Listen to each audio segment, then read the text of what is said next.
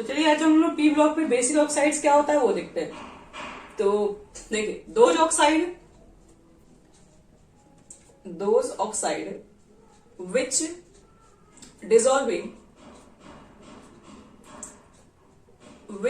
dissolving in water to form basic solution.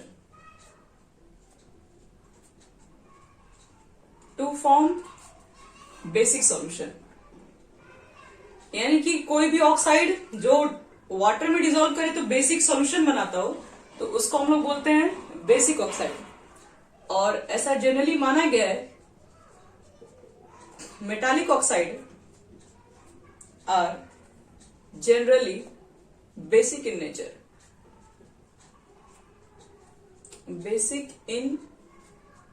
Nature. Metallic oxide basic nature के होते हैं। For example देखो, जैसे मान लो कि ये सोडियम ऑक्साइड, सोडियम मेटल्स है, मेटल का ऑक्साइड है ये। इसको आप वाटर में डिसॉल्व करोगे तो बना लेता है बेस 2NaOH। ये एक बेस बन गया और फिर 2NaOH क्या करेगा, OH माइनस प्रोड्यूस कर देगा सॉल्यूशन में, तो बेसिक सॉल्यूशन आपका हो जाएगा। इसलिए सोडियम ऑक्साइड को बोलेंगे बेसिक ऑक्साइड। इसी तरीके से मान लो कि मैग्नीशियम ऑक्साइड है, इसको भी वाटर में डिसॉल्व करेंगे तो ये भी मैग्नीशियम हाइड्रोक्साइड पहले फॉर्म कर लेगा और मैग्नीशियम हाइड्रोक्साइड बाद में हाइड्रोक्साइड आयन दे देगा। तो फिर से बेसिक नेचर आपके पास हो जाएगा। कैल्शियम ऑक्साइड को भी वाटर में डिसॉल्व करेंगे तो कैल्शियम हाइड्रोक्साइड फॉर्म कर लेता है। चलो, इसके बाद बेसिक जो कैरेक्टर होता है, अगर हमको अच्छा बेसिक कैरेक्टर अगर चेक करना है कि इसमें से सबसे अच्छा बेसिक कौन सा कैरेक्टर होगा, तो देखो बेसिक कैरेक्टर डायरेक्टली प्रोपोर्शन होता है मेटालिक नेचर। जो सबसे अच्छा मेटल होगा, जिसका मेटालिक नेचर बहुत अच्छा है, उसकी बेसिक प्रॉपर्टीज सबसे हाईएस्ट होगी। और inversely proportional electronegative of the central atom, electronegative of the central atom, यानी कि इलेक्ट्रोनेगेटिव वो कम होना चाहिए जो भी सेंट्रल एटम में आपके पास होगा। अब बेसिक नेचर चेक करना है तो मेटल के साथ ही होगा तो ज्यादा रहेगा। अगर सेंट्रल अगर इलेक्ट्रोनेगेटिव अगर हो गया तो फिर बेसिक कैरेक्टर कम होने लगता है, एसडी कैरेक्टर बढ़ता है उसमें। बेसिक ऑक्साइड वाटर में डिसॉल्व करें तो बेसिक सॉल्यूशन प्रोड्यूस करें। Generally metal oxide basic nature के होते हैं और बेसिक कैरेक्टर तब इंक्रीज करती है जब आपके पास मेटालिक नेचर अच्छा हो, अच्छा मेटल्स होगा, अच्छा बेसिक नेचर उसका होगा। चलो कुछ एग्जांपल दे रहे हैं और आपसे पूछ भी रहे हैं कि बताओ इसमें अच्छा बेस कौन होगा।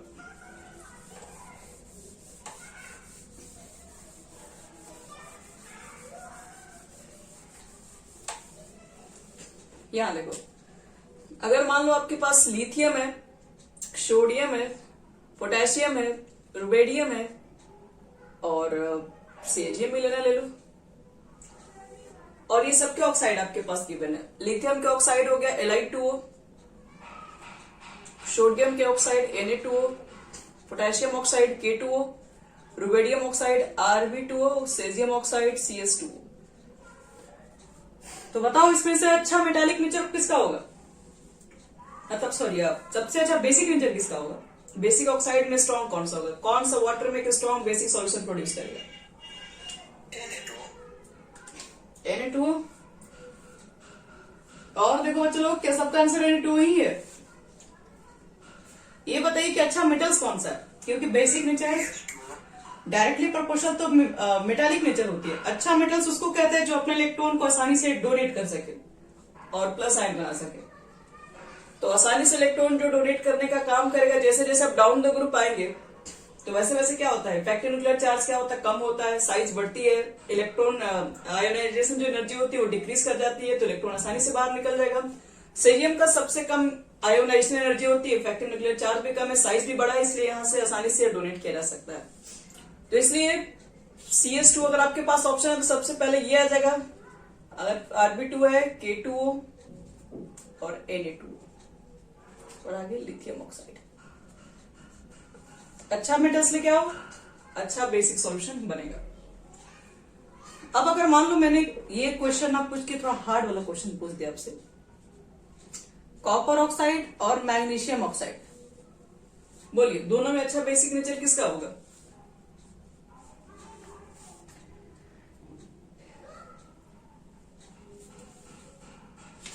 क्या अलग बोल रहे हो बच्चे तुम लोग? Very good. एक एस ब्लॉक का मेटल है, एक डी ब्लॉक का मेटल है। एस ब्लॉक वाले मेटल्स बहुत अच्छे माने जाते हैं।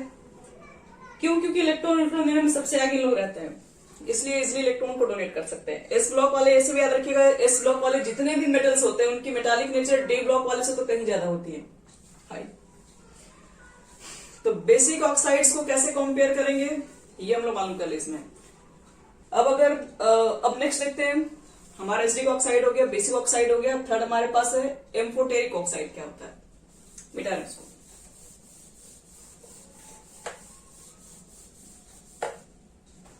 एम्फोटेरिक ऑक्साइड,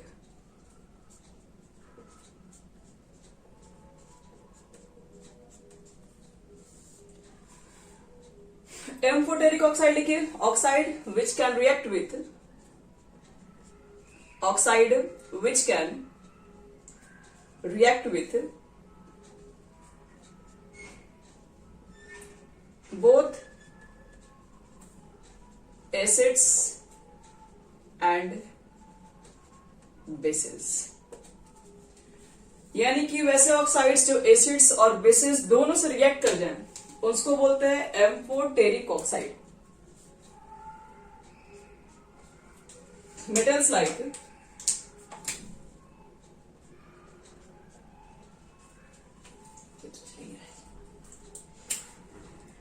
मेटल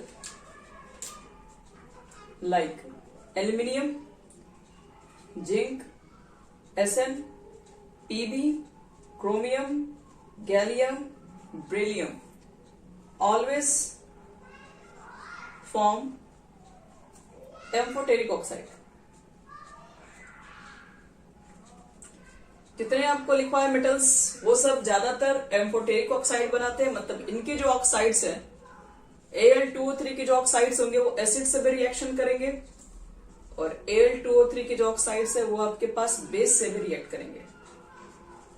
एसिड से रिएक्शन करेंगे तो AlCl3 बनेगा और बेस से रिएक्शन करेंगे तो सोडियम एल्यूमिनेट बनाते हैं, NaAlO2, H2 गैस बाहर। तो ऐसे कोई भी ऑक्साइड में चलो जो एसिड और बेस दोनों से रिएक्ट करेगा तो उसी को बोलते हैं, इस तरह के ऑक्साइड को कहते हैं एम्फोटेरिक ऑक्साइड्स। और जनरली आपके पास इसी मेटल में से कोई आपके पास एम्फोटेरिक ऑक्साइड बनाता है। चलो एक लास्ट बच के हमारे पास है neutral oxide.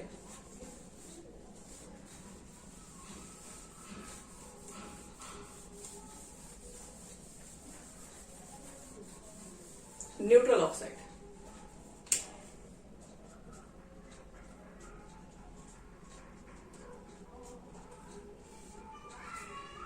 any oxide which do not react, oxide which do not react, acid and bases। यानी वैसे ऑक्साइड्स जिनको एसिड बेस से कोई मतलब नहीं है, नहीं रिएक्शन करेंगे, वो न्यूट्रल ऑक्साइड है। और जनरली कहिएगा non metallic oxide of lower oxidation state are neutral in nature,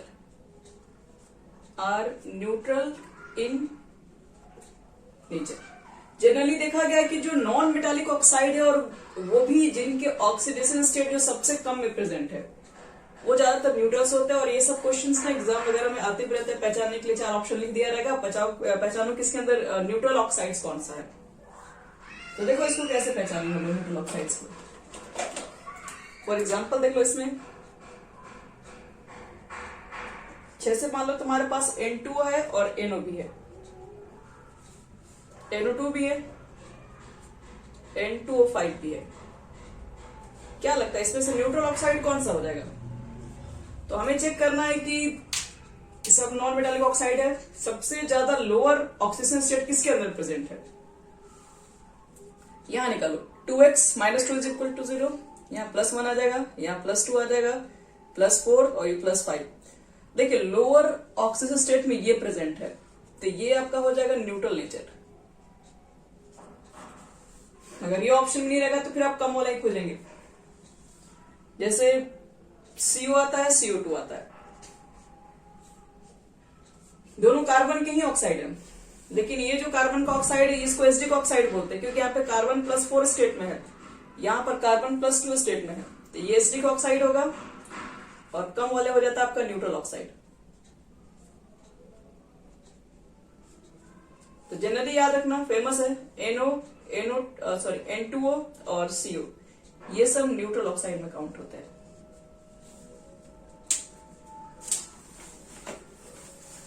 तो जितने तरह के ऑक्साइड्स होते हैं ये हमारा हो गया पूरा कंप्लीट। इससे ज्यादा ऑक्साइड्स आपको नहीं मिलेगा कहीं।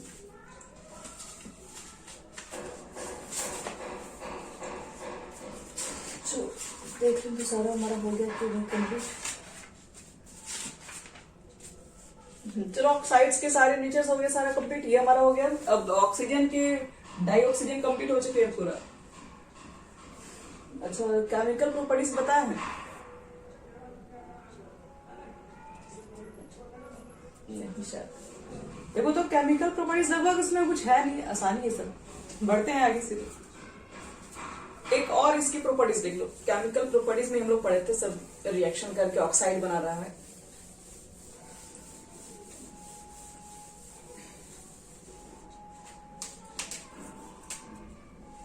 देखिए केमिकल प्रॉपर्टीज,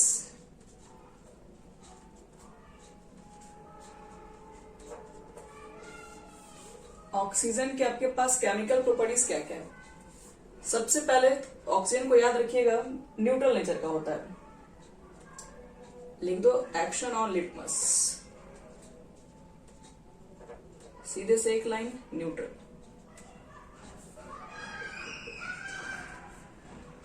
और ऑक्सीजन के बारे में हम क्या बोल सकते हैं? तो ऑक्सीजन आपके पास एक पावरफुल ऑक्सीडाइजिंग नेचर रखता है, और ये बहुत सारे मेटल को क्या करता है? ऑक्सीडाइज करता है। दूसरा प्रॉपर्टी लिखो ऑक्सीडेशन। लिखो ऑक्सीजन डाइऑक्सीजन लिख देना, is powerful, is a powerful oxidizing agent.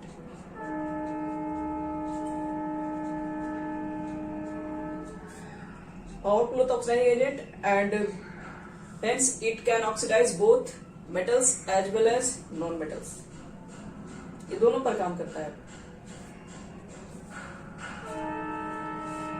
और इसमें अगर आप देखना चाहते हैं, जैसे मान लो सोडियम O2 से रिएक्शन कर लेगा तो बनाता है सोडियम ऑक्साइड Na2। आप देख रहे हैं अभी 0 स्टेट में है, यहाँ पर आने के बाद इसका कितना हो गया होगा? +1 आ गया होगा। ऑक्सीडाइज कर दिया।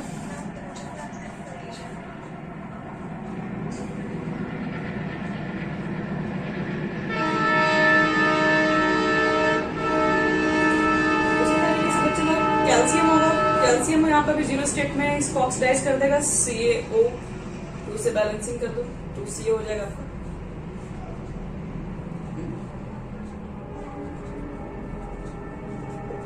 ये सब रिएक्शन हम लोग बहुत पढ़ चुके हैं। एल्यूमिनियम ऑक्साइड्स बनता है, फेरिक ऑक्साइड बन जाएगा, मैग्नीशियम ऑक्साइड्स हो जाएगा।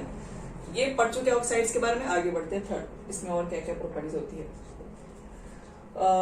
ये तो सबको मालूम है कि जो ऑक्सीजन होता है वो क्या करता है? सपोर्ट करता है कंबशन को। अच्छे खासा ऑक्सीजन की वजह से कोई चीजें जल पाती हैं। और रिएक्शन विथ नॉन मेटल्स भी पढ़ चुके हैं, नॉन मेटल से भी क्या ऑक्साइड ही बनाता है। और एक लास्ट ये भी पढ़ लीजिएगा, action of silent electric discharge tube.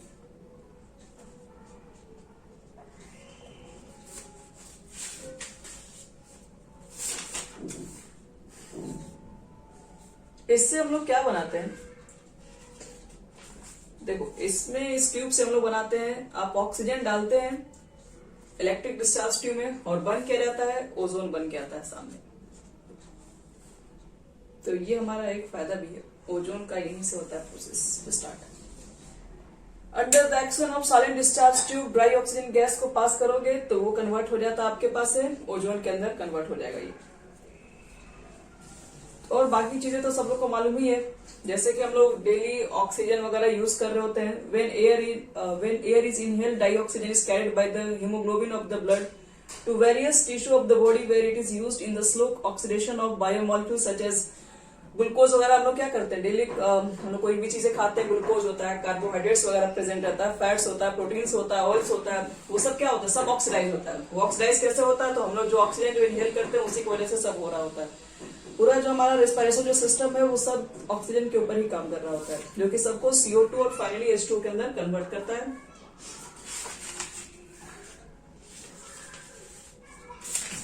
चलिए ये हो गया कंप्लीट, इसमें कुछ है नहीं बताने लगे। अब तुम्हारे पास जो नेक्स्ट टॉपिक होता है वो ओजोन हो जाता है।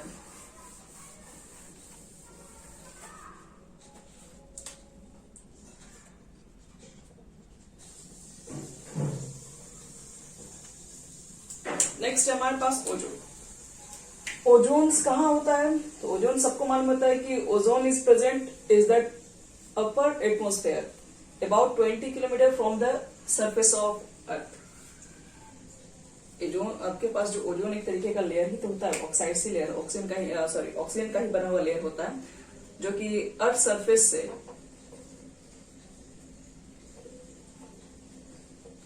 20 किलोमीटर क्या होता है, एबव होता है ओजोन लेयर्स। और कैसे बनता है, तो अभी कुछ देर पहले बताया कि ये आपके पास जो O2 होता है, इलेक्ट्रिक डिस्चार्ज जो हर जगह आपके पास प्रेजेंट नहीं होगा, तो ये O2 क्या करेगा, O2 जो आपके पास यूवी रेस को एब्जॉर्ब करता है और कन्वर्ट हो जाता है किसमें, O3 के अंदर।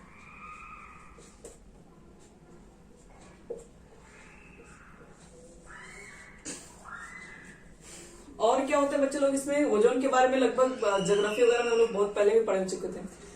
ओजोन क्या होता है, ओजोन का डिप्लेशन भी हो रहा है, वो किसकी वजह से हो रहा है, तो NO नाइट्रिक ऑक्साइड की वजह से भी हो रहा है, क्लोरोफ्लोरोकार्बन भी हमारे पास है उसकी वजह से भी हमारे पास हो रहा है, Cl2CF2 क्लोरोफ्लोरोकार्बन हो गया, नाइट्रिक एसिड हो गया, और एटॉमिक ऑक्सीजन की वजह से भी होता है।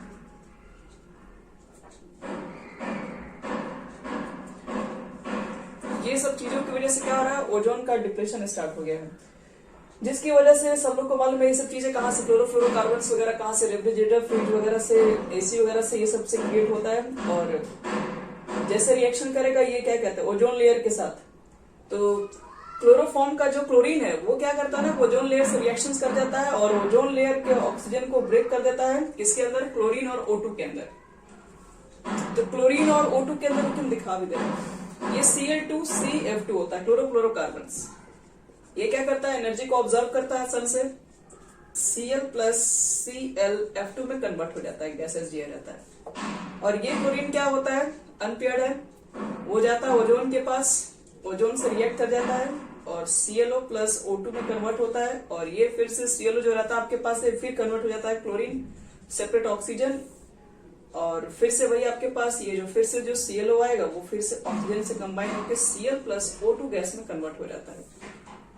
तो फाइनल देखिए यहाँ पर आपका ओजोन था, क्लोरीन का जो यहाँ फ्री रेडिकल्स था वो इससे कंबाइन होकर ऑक्साइड में कन्वर्ट हो गया, और ये फिर ऑक्साइड क्लोरीन मॉलिक्यूल्स में, और लास्ट में क्लोरीन ऑक्सीजन से कंबाइन होकर O2 में कन्वर्ट कर दिया, क्लोरीन गैस फिर से बाहर, यानी कि आपका ओजोन खत्म हो गया यहाँ से। तो ये चीजें कोई पूछेगा नहीं, बस याद रखना है कि ये चीजें क्या करती है कि डिप्लेशन करती है ओजोन लेयर्स को। उसी तरीके से नाइट्रिक ऑक्साइड है, नाइट्रिक ऑक्साइड वगैरह कहाँ से प्रोड्यूस होता है, तो ये जो सुपरसोनिक प्लेन्स वगैरह जो होता है, जो बहुत ज्यादा साउंड क्रिएट करता है, जो न्यूक्लियर एक्सप्लोजन वगैरह जो होता है उसमें भी ज्यादा NO गैस वगैरह बाहर निकलती है। इसमें और कुछ नहीं, ओजोन के स्ट्रक्चर के बारे में जानते हैं, वो थोड़ा इंपॉर्टेंट है, और ये पावरफुल ऑक्सीडाइजिंग एजेंट है, तो उसकी जरूरत पड़ती है। तो देखो इसमें सबसे पहले ओजोन के बारे में बात कर रहे हैं, ओजोन कैसे बनता है, तो हम लोग देख लिए कि O2 को हम लोग साइलेंटली इलेक्ट्रिक डिस्चार्ज ट्यूब में पास करते हैं तो O3 में कन्वर्ट हो जाता है।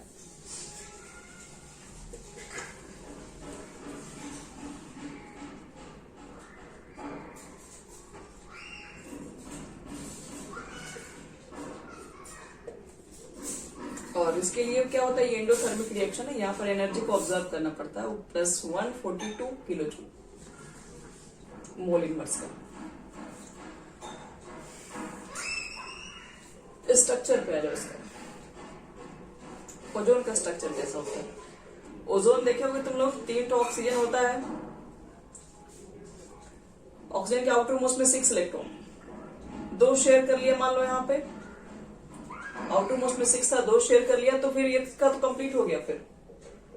फिर इसका क्या होगा, तो इसके आउटर मोस्ट में 6 है, इसका 8 हो चुका पूरा है, ये 8 से ज्यादा रख नहीं सकता है, ये अपना 2 जो इलेक्ट्रॉन है ये इसको कोऑर्डिनेट बॉन्ड के थ्रू क्या करेगा, शेयर करेगा। तो हम लोग इसको ऐसे बना दे रहे हैं, ये शेयरिंग इलेक्ट्रॉन्स। अब यहाँ पे दिखा दीजिए बैलेंसिंग इलेक्ट्रॉन्स कितना है, बैलेंसिंग इलेक्ट्रॉन दिखा दो जाएगा तो क्लियर हो जाएगा।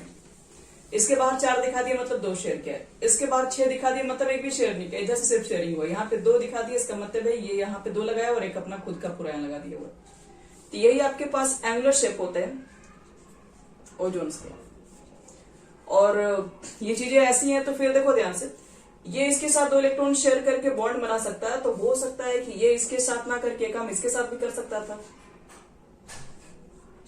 ये बॉन्ड यहाँ पे बना लो इसके साथ, तो फिर यहाँ पे वही चीज है, फिर से सिंगल, इसके आउटर मोस्ट में अब 6 कर दो, अब यहाँ शेयर कर लिया तो इसके आउटर मोस्ट में 4 ही रहेगा, अब यहाँ पर क्या होगा 2 हो जाएगा। तो इसके अंदर क्या है, रेजोनेंस स्ट्रक्चर है ये इसके अंदर रोटेटिंग स्ट्रक्चर है। तो हम आपसे पूछेंगे बताओ कि ओजोन के अंदर डबल बॉन्ड कहाँ मिला, तो कहेंगे यहाँ पर भी था कुछ टाइम के लिए, कुछ टाइम के लिए यहाँ पर भी था। इसका मतलब है कि डबल बॉन्ड जो है ये पूरी तरीके से नहीं है, यहाँ पे ये पार्शियली बॉन्ड होता है। तो पार्शियली बॉन्ड आने की वजह से क्या होगा इसके अंदर, ये पार्शियली बॉन्ड आने की वजह से आपके पास जो इसके लेंथ होते हैं, ओजोन के जो लेंथ हो जाएंगे वो सब क्या होंगे, सब इक्वल हो जाते हैं। तो यही क्वेश्चन आपसे पूछा भी जाता है कि ओजोन के बॉन्ड लेंथ सेम क्यों होते हैं। तो बॉन्ड लेंथ सेम इसलिए हो गया क्योंकि ड्यू टू रेजोनेटिंग स्ट्रक्चर, यहाँ पर रेजोनेंस पाया जाता है। और रेजोनेंस में क्या होता है, ये पूरी तरीके से डबल बॉन्ड भी नहीं है, सिंगल भी नहीं, ये पार्शियली बॉन्ड होते हैं। थोड़ा बहुत यहाँ कुछ देर के इधर शेयर होते हैं, कुछ देर के बाद ये चीजें यहाँ शेयर हो जाती है। जब यहाँ रेजोनेंस पुट कर देंगे तो इसमें आता है, लिखते रहे, यहाँ पर लिख दो एक लाइन, both oxygen oxygen bond are identical due to resonance hybrid, due to resonance hybrid।